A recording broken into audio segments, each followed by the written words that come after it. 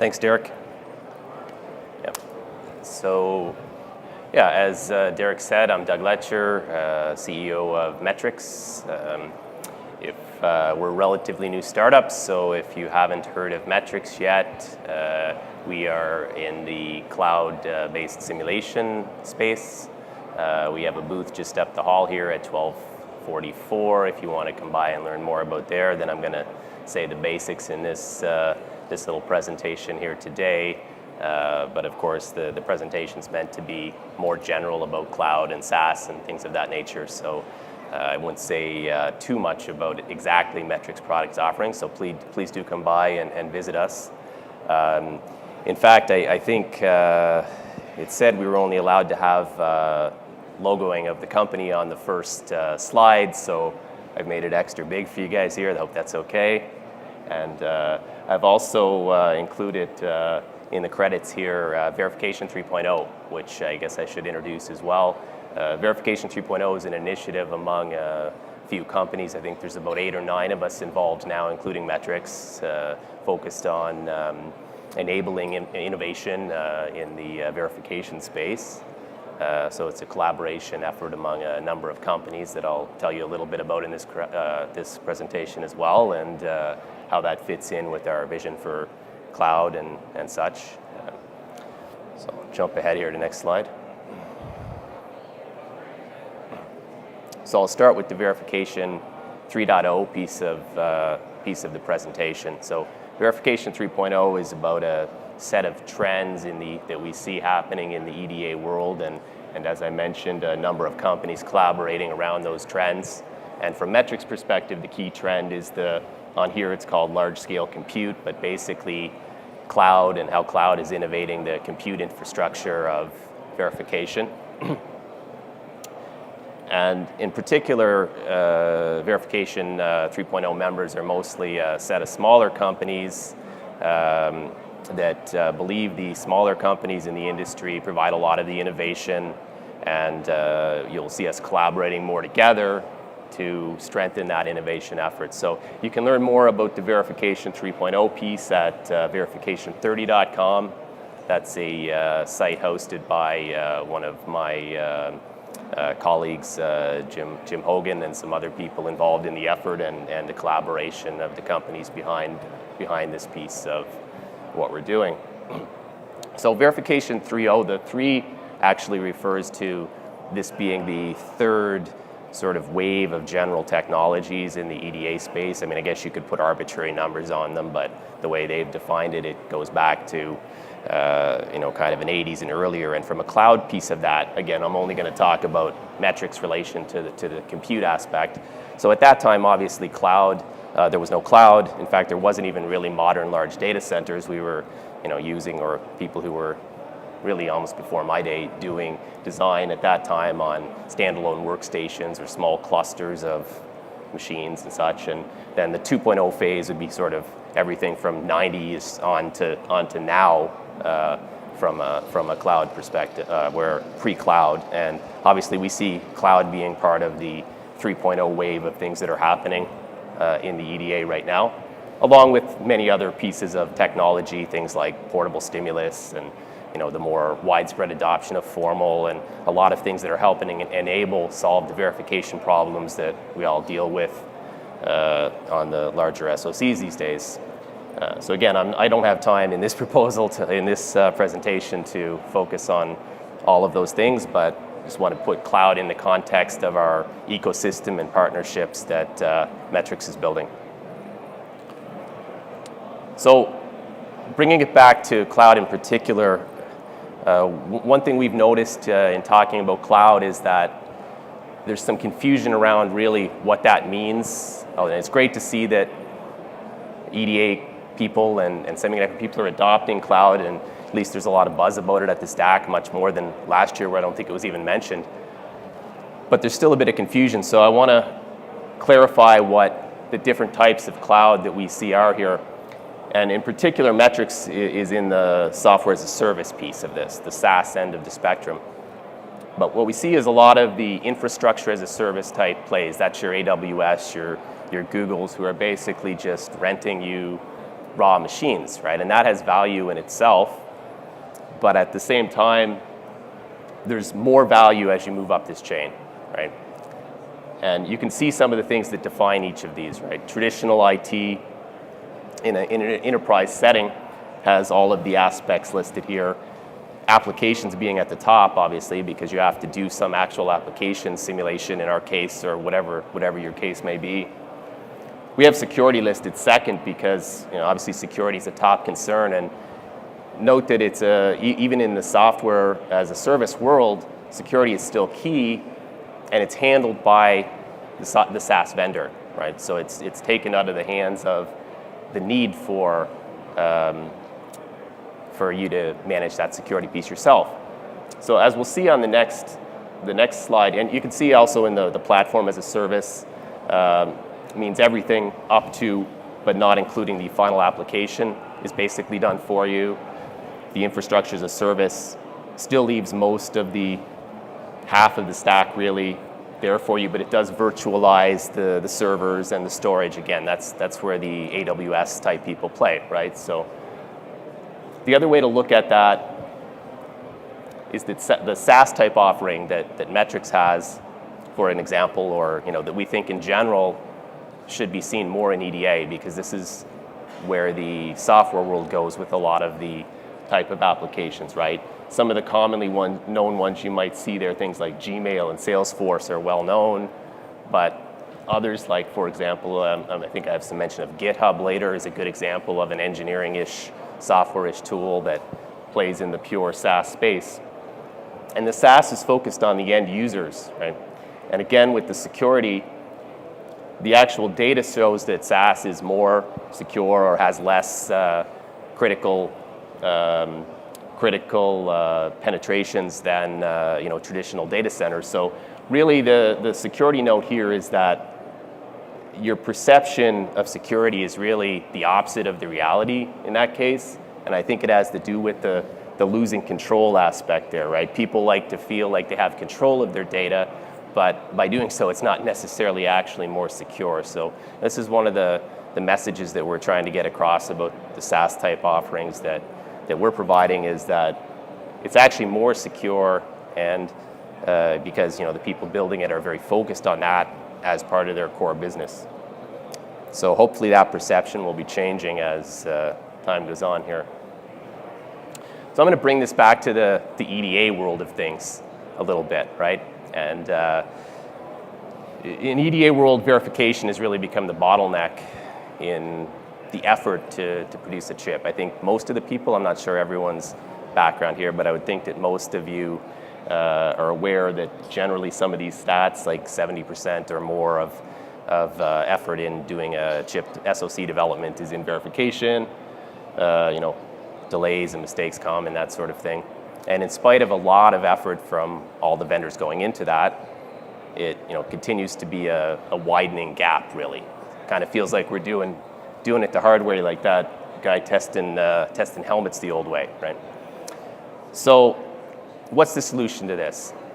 Obviously there's no silver bullet. We believe SaaS is part of the solution, combined with some of the other verification 3.0 technologies that we were talking about earlier, and strong ecosystem of companies that Metrics is becoming part of recently. Jump ahead here to show what we mean a little bit more by SaaS being part of that solution, right?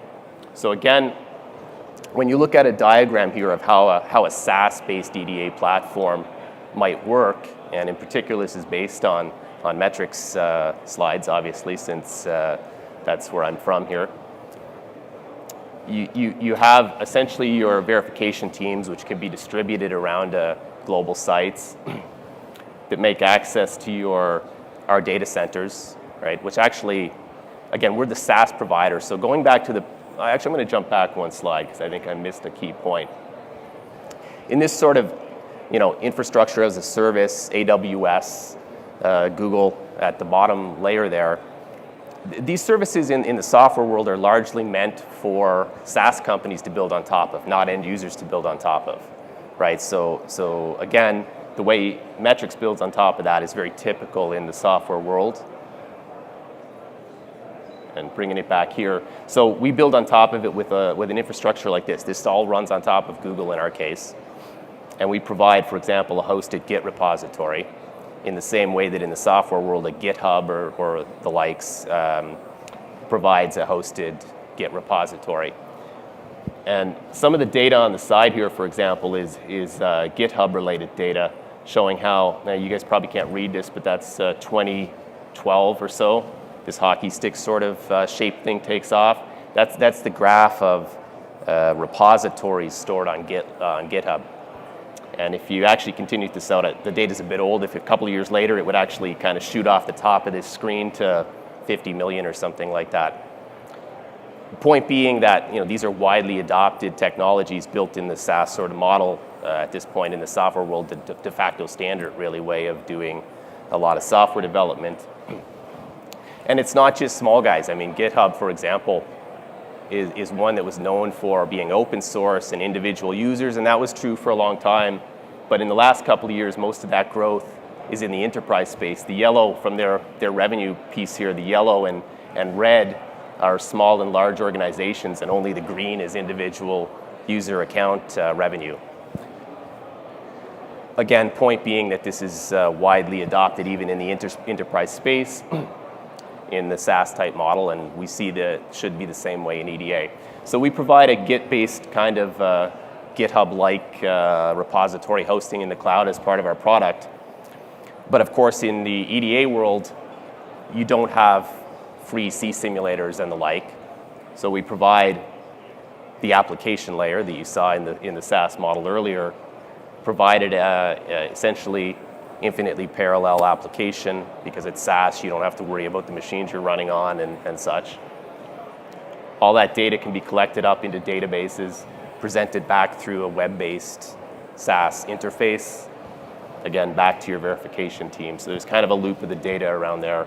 But the main point being that it's all transparent to the user. It's all set up, easy, ready to go, secure. So,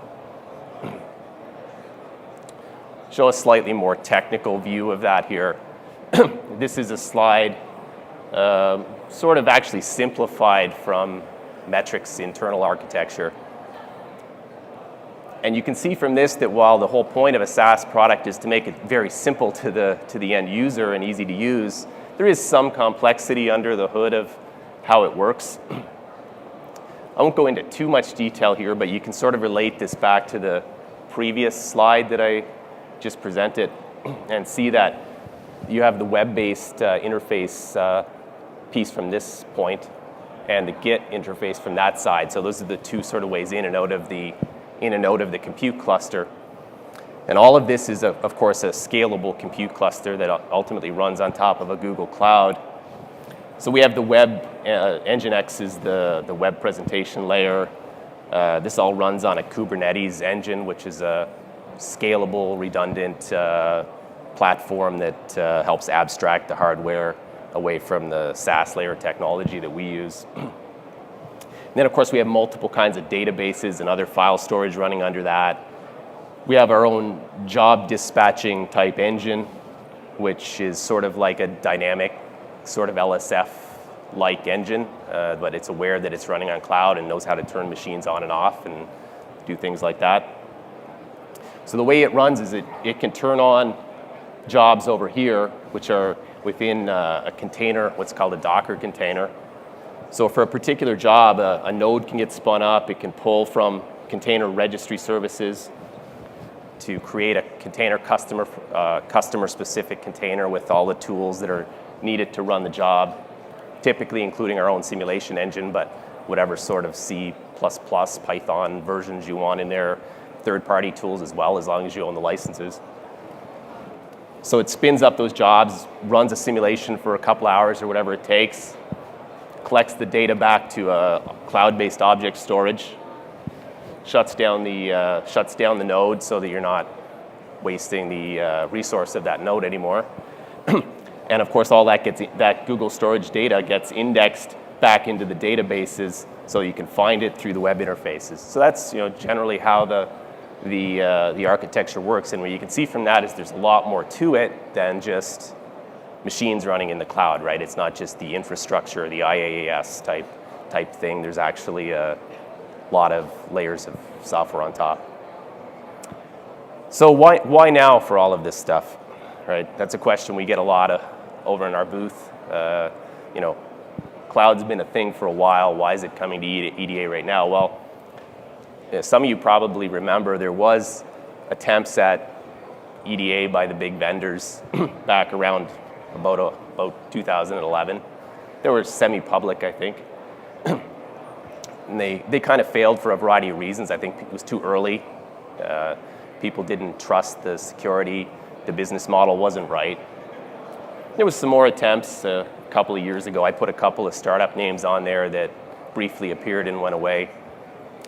But now it seems like there's a lot wider. I put down 3 names, including our own, that seem to be making interesting moves in the space. But of course, there's probably many others, not meaning to exclude anybody here. So the question is the future. Is it real this time or not? And you know, I have some data that makes us believe that it's real and why we're doing this now. First of all here, before I show a bit of data, this is a sort of typical technology adoption curve. Gartner calls it their hype curve. And what it shows is how, you know, the technology is initially invented, tends to be very hyped, and then they call it their trough of disillusionment, which, you know, you could see cloud go through these phases. You know, again, EDA was kind of part of that as well. There was a bit of hype about it, and then it went away. And arguably, there's a second bump there in the EDA world. But in any case, you know, our contention is that we're now on the plateau of productivity, where cloud is finally a real thing, and that you know, from now on, it'll be a up and to the right kind of situation. So the data supporting that, you know, is fundamentally, if you look again, well, so this back around, you know, 2009 kind of hype point, right? Well, there was hype, but if you look at revenue, there was basically nothing in cloud, right? So, you know, the difference is by 2015, you know, you had significant revenue, but it's still sort of a niche thing. And the difference that you see now is that, you know, we're talking massive revenues in this area, and, you know, essentially, you know, just increasing exponentially from there. In fact, at this point, you can see the percentages. You know, 1/3 of IT hardware is in cloud data center now, and the chart to the right shows, you know, including SaaS type products, you know, a couple $100 billion in total revenues.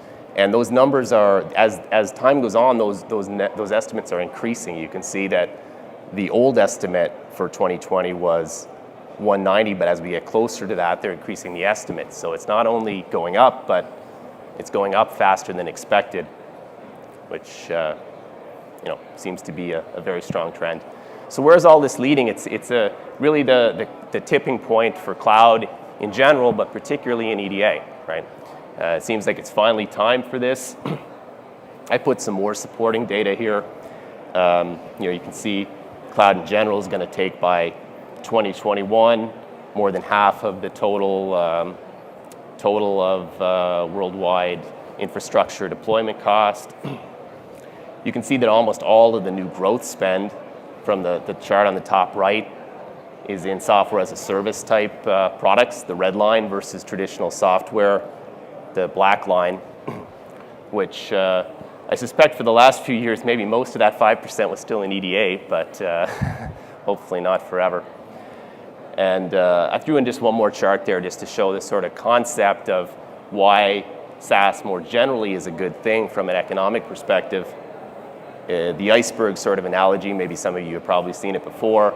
There's just a lot of hidden costs in running your own data centers and IT forces and things like this versus the cloud computing, and particularly SaaS type model where everything is bundled in. So that's it for today. For me, happy to take a couple of questions, or if there's any.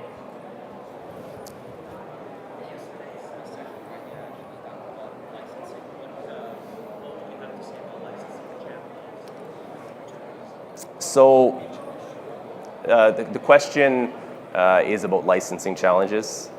Licensing is a big challenge, specifically in the EDA space more than others, right? That's why when, I know from my own perspective, when a few years ago, we've been building this technology in stealth kind of mode up until a few months ago when we made our public announcements. And during that time, we wanted to do a cloud type offering because we saw some of this coming. We see it in the software world, has to come to EDA eventually. But of course, the issue is licenses, right? Nobody's going to want to sell their licenses this model. So for ourselves, that's why part of our solution was developing an actual system Verilog simulation engine, right? So essentially, we have no licensing issue, at least for that piece, right? And again, with the Verification 3.0 type partners, we'll be bringing an ecosystem of pieces into our own solution. So we're trying to solve the licensing issue, but I will have to agree that in the broader EDA world, it's a big issue, and beyond our own solution, I'm not sure how to answer that. Hi, you mentioned that when you send the verification job to cloud, you put it in the container and include all the maybe tool or data that you need to run the jobs. But for simulation, you might have thousands or tens of thousands of simulation. So you will have a lot of duplicated overhead, right? Because if every time you send information to one particular job, you already have the tool that you need to run. Or do you already set up the tool environment in the cloud first? So I think if I understood the question, you're asking about how we set up the tool environment and how we duplicate it across thousands of compute jobs of simulation. Is that a fair guess of the question? So again, we use a container-based approach where the execution nodes are actually Docker execution nodes that are spun up particularly to execute a particular simulation job. And that simulation job itself is encapsulated within a Docker container, basically. So that container is typically built with a built version of the test bench environment, right? And from there, you can typically run all of the jobs that are set for that piece of code. So the code is pulled from your Git repository, which we host, built into a container image and spread out across a bunch of jobs where it's just different tests running in each case. So each regression requires a different container build, but you get thousands of tests in each regression. I think that answered your question. Is that? But that is the data part. I'm talking about the tool part. Like if you use a EDA tool, you use a particular version. So you put that executable over and over again on tens of thousands of simulations. Yes. Well, the tool itself is within the base image of the container, right? So you take the base image of a container, you layer on your test bench, you build a new image, and then you distribute that out. But essentially, there is a copy of the tools within each base container. So when you create a base container, you already need to load a particular version of the tool there already. Yes, there's a specification, kind of a mini specification language for what tools exist within a container, and the base container itself would be configured for a particular customer project, right? So that, and you can modify that, but the base container itself has the tools in it, including our simulator, other things that you might need, right? And from there you layer on the test bench and distribute those out. Hopefully that answered well enough. You're welcome to come by and we can have a deeper chat. We're just up the hall here at the Metrics booth. So, other questions? Okay, well, great. Thanks all for listening, and have a good day and a good show.